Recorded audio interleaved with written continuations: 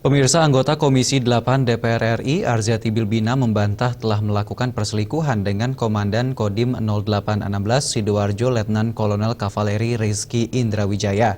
Menurut Arzetti, pertemuannya dengan Dandim di sebuah hotel di Lawang, Malang, Jawa Timur untuk membahas proposal kegiatan yang dilakukan di daerah pemilihannya di Sidoarjo.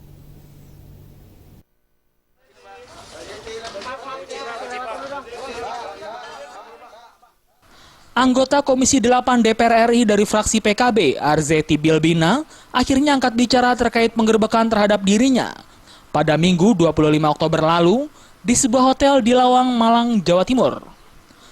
Dalam jumpa pers Rabu siang di Jakarta, artis sekaligus model ini membantah penggerbekan tersebut terkait perselingkuhan.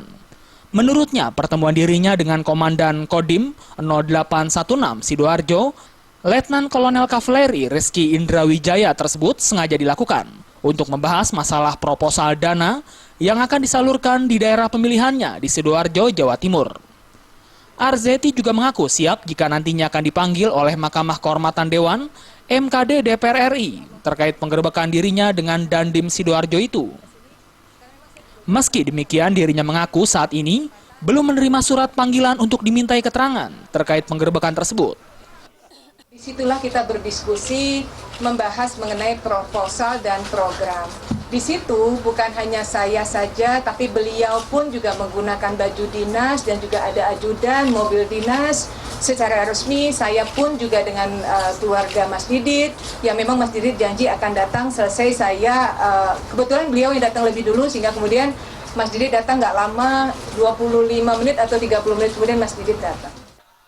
Selain itu, Arzetti juga menjelaskan bahwa dalam pertemuannya dengan Dandim Sidoarjo tersebut juga ditemani oleh suaminya Aditya Setiawan Wicaksono serta ajudan Dandim. Dari Jakarta, Linda Puspitasari dan Hamjati melapor.